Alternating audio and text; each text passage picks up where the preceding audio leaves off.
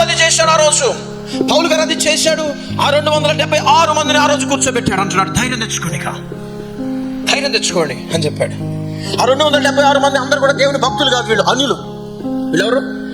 ఖైదీలు, అన్యులు, అంటే దేవుడిని నమ్మని వాళ్ళు. కానీ వాళ్ళకు ధైర్యం చెప్తున్నాడు ఈయన. హల్లెలూయా.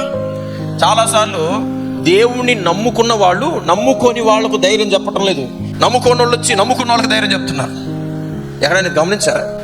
నువ్వు దేవుణ్ణి నమ్ముకున్నావు, చక్కగా దేవుని మార్గంలో బ్రతుకుతున్నావు, కానీ నమ్ముకోని వాళ్ళు వచ్చి అమ్మ ధైర్యంగా ఉండమ్మా, సరేలే. నమ్ముకోని వాళ్ళు వచ్చి నీకు చెప్పాలా? నువ్వు నమ్ముకున్న వాళ్ళకి చెప్పాలా? మనమే వాళ్ళకి చెప్పాలి. మనం దేవుడిని కలిగి ఉన్న వారమై ఉన్నాం. సర్వలోకాన్ని సృష్టించిన దేవుడు మన పక్షంగా ఉన్నాడనే ధైర్యం మనకుంది. ఎన్నో మాటలు విన్నాం, వాళ్ళకి ఆ మాటలని లేవు, కానీ వాళ్ళు వచ్చి నీకు ధైర్యం చెప్పే పరిస్థితిలో ఉంటే ఈరోజు ఒక్కసారి ఆలోచన చేయాలి. అలా ఎప్పుడు కూడా ఉండడానికి అవకాశం ఇవ్వకు. అలా అని చెప్పేసి బంధువులు ఎవరైనా వచ్చి ధైర్యం చెప్తే ఎప్పుడు అనకండి. అది కాదు నేను చెప్పేది. నువ్వే నాకు చెప్పేది అనకండి. అప్పుడు నిన్ను వీడికి బాగా గర్వం ఎక్కువైందని చెప్పేసి ఇంటికి కూడా రాదు. అట్లా కాదు నేను చెప్పేది. నువ్వు ఎప్పుడు కూడా కృంగిపోయిన స్థితిలో ఉండొద్దు. నువ్వు ఎప్పుడు దిగులు పడిన స్థితిలో ఉండిపోవద్దు. నువ్వు ఎప్పుడు కూడా భయపడి బలహీనమైపోవద్దు. నా ప్రభు నా పక్షంగా ఉన్నాడు కాబట్టి నేను భయపడను. హల్లెలూయా.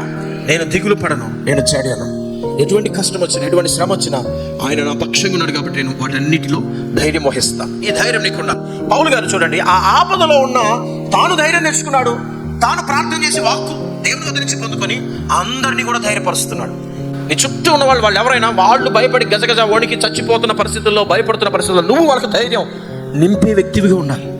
ఎందుకంటే ఆ ధైర్యం నీలో క్రీస్తు యేసునందు నింపాడు. ఇప్పుడు ఆ నింపబడిన ఈ ధైర్యం నువ్వేం చేస్తావు? ఇతరులకు పంచుతున్నావు. నా గిన్నె నిండి ఏమవుతుందట? పొర్లి పారుతున్నది. హల్లెలూయా. దావీదు అన్నాడు, నా గిన్నె నిండి పొర్లి పారుతున్నది. అంటే నీ హృదయం నిండా ఇప్పుడు దేవుడు ధైర్యం నింపాడు. ఇప్పుడు ఈ ధైర్యం అందరికీ నువ్వు పంచే స్థితిలో ఉండాలి. కొంతమందిని దేవుడు ధైర్యంతో నింపబోతున్నాడు. రానున్న దినాల్లో ఈ ధైర్యము ఇతరులకు ఉపయోగపడేలాగా దేవుడు నిన్ను నిలబెట్టబోతున్నాడు.